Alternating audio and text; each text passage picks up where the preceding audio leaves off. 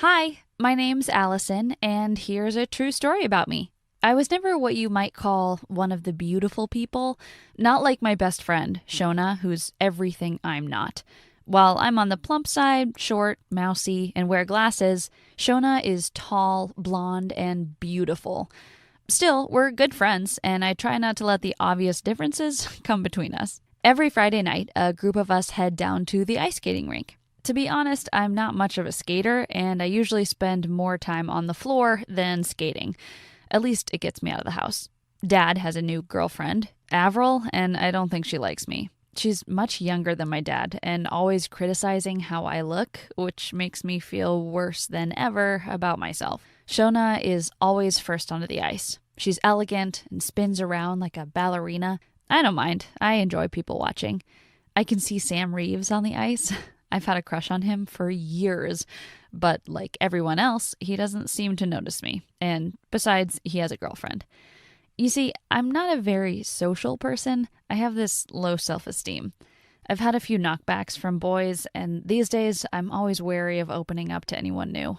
Anyway, on this particular night, I sat sipping a Diet Coke from a straw and watching the action when I see Tony Franklin.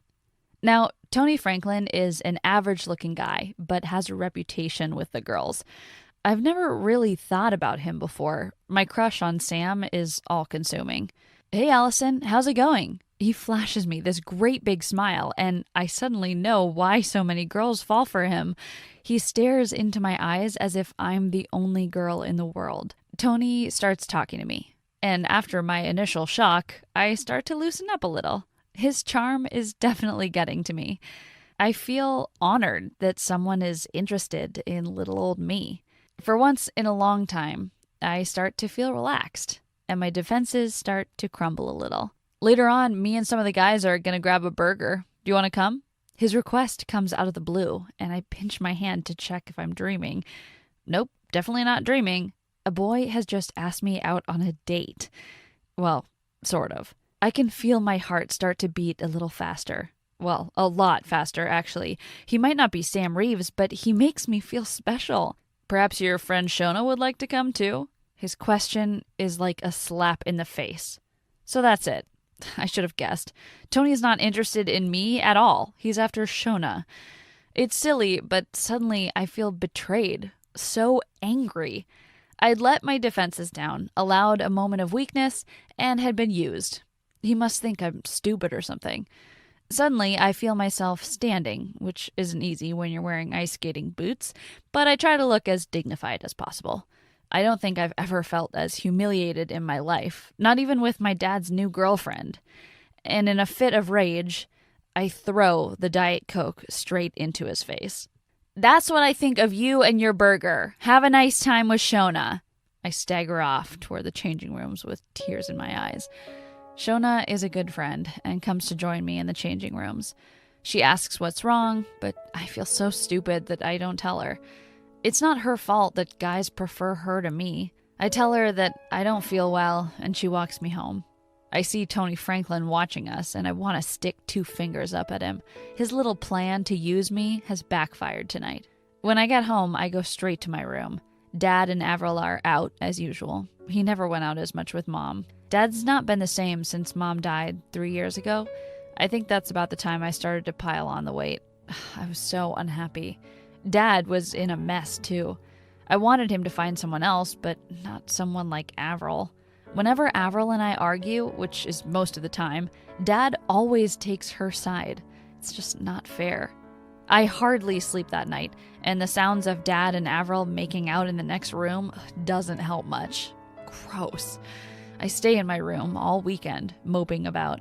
I don't want to go to college on Monday, and I try to keep out of Tony's way. I rush back home from college without waiting for Shona. I don't want to speak to anyone, just want to be safe and on my own again. As soon as I walk into the house, I can tell that something's changed. The living room seems tidier than usual. It takes me a moment to notice. All Mom's pictures have been taken down. All her photos and the ornaments she collected, all gone, as if she had never existed. Avril is sat reading a magazine on the sofa and looks up at me rather triumphantly. You're home early, Allison.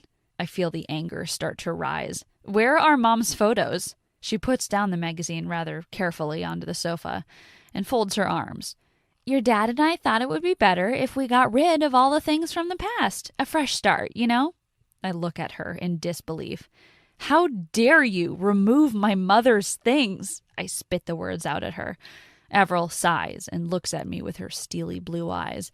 Your dad and I thought it would be for the best. Dad would never agree to this. I shake my head in disbelief. At that moment, Dad comes out of the kitchen and immediately stands with Avril, placing his arms protectively around her.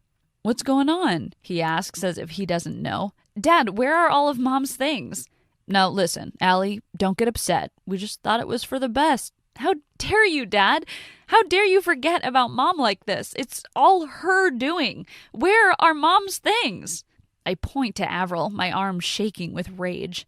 They're in the kitchen, Dad starts. Look, Allie, there's something I need to tell you. Avril and I are getting married. I don't want to hear any more. And I rush into the kitchen and find the boxes of Mom's stuff. Oh, Mom. I cry over the boxes before taking them up to my room. I can't bear the thought of being in the same house as Dad and Avril. And as soon as I have my mom's things stored safely under my bed, I rush back outside. I don't have anywhere to go, but I start walking. Hey, a voice calls after me about halfway down the street.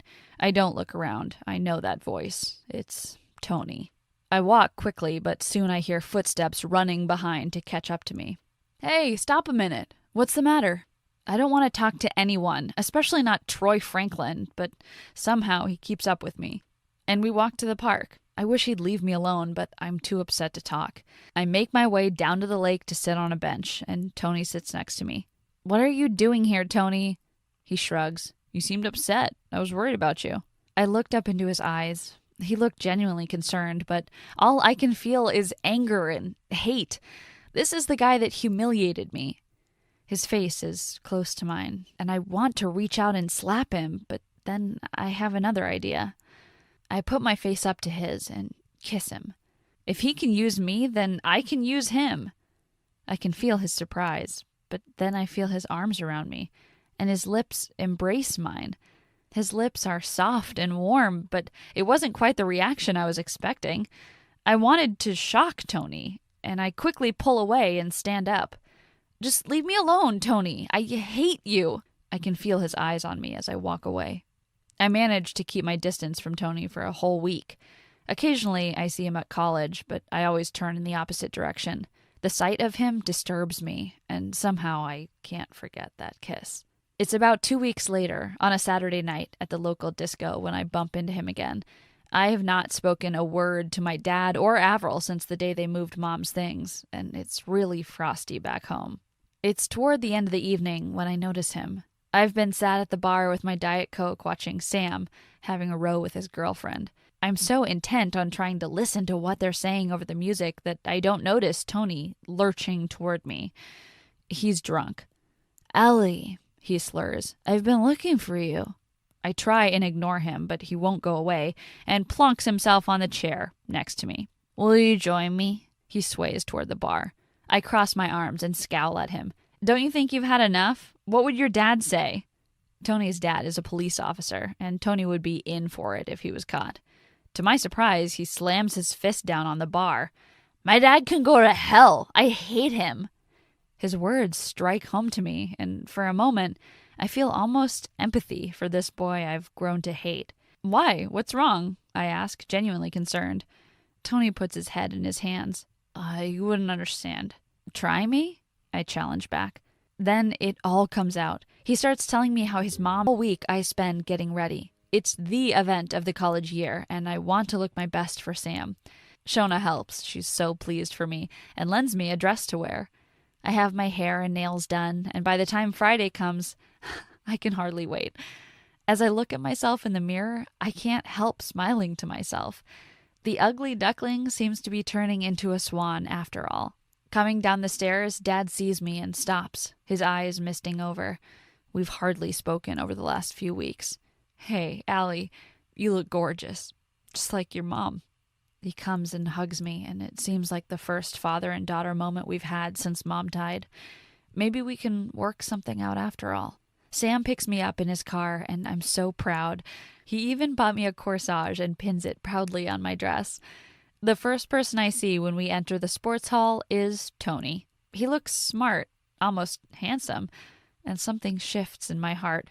I guess that I'm just feeling sorry for him. He smiles, but because I'm with Sam, he doesn't come over. I notice there's no significant other on his arm, which is unlike Tony. It's a great night. We laugh and dance, but something's not right, and I find that at moments I'm looking around the room trying to see where Tony is. It's ridiculous, and I try and pull myself back to the moment. I'm with Sam Reeves, my dream date, but it's not enough. Towards the end of the night, I notice that Sam is distracted too. It's almost time for the last dance, and he seems agitated. "Allie, are you all right? Are you having a good time?" he asks me. I smile. "Of course, Sam. I'm having a great time." "Is that why you keep looking out for Tony?" he states. I shake my head, start to deny it, but what's the use? Sam has hit the nail on the head. Only one person has been on my mind all night. Tony Franklin. "I'm sorry, Sam. You've been so kind." He just smiles. "Well, I've got a confession. I've realized that I still love Anna, and I must go and find her. Would you mind?" I shake my head, almost relieved when Sam walks away. I'm alone again, just like before. I glance around the room, but Tony is still nowhere in sight. He's probably kissed half the female population already. I don't want to be here for the last dance, and I head for the cloakroom when a hand grabs my arm.